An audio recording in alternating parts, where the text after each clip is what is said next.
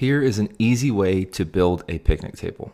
This picnic table is super simple. It's just got 4 legs, 2 top supports for the table, 2 bottom supports for the benches.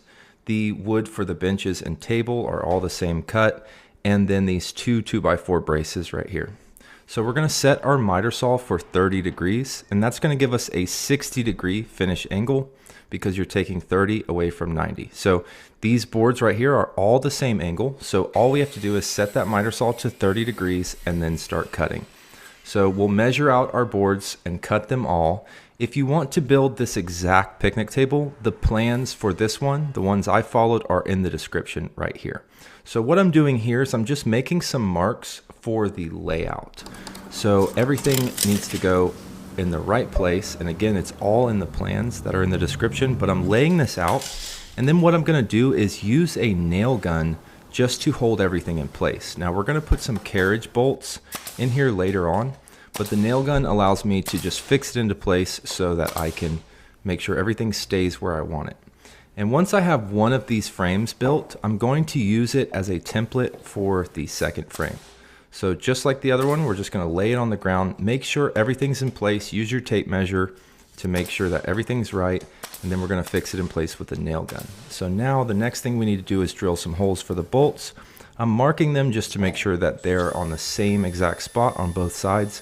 And right here I'm using a Forstner bit. That's the cleanest hole you can make, and then I'm just gonna follow it up with a regular drill bit to go through the rest of the material. And so once we've drilled out all the holes that we want for our carriage bolts, we're just gonna pound in some carriage bolts. And I've got 2 down there on the bottom support and 1 on each side of the top support. And I'm using 4-inch bolts. You could probably get away with 3.5, but just gonna put a washer on there and tighten them down just like that. And those are our frames. And so here I'm measuring corner to corner. If it's the same distance on both corners, it means that it's square. Then I'm going to use a level just to make sure that I'm perfectly vertical here. And so I'm basically set up to start putting on my boards on the tabletop and benches.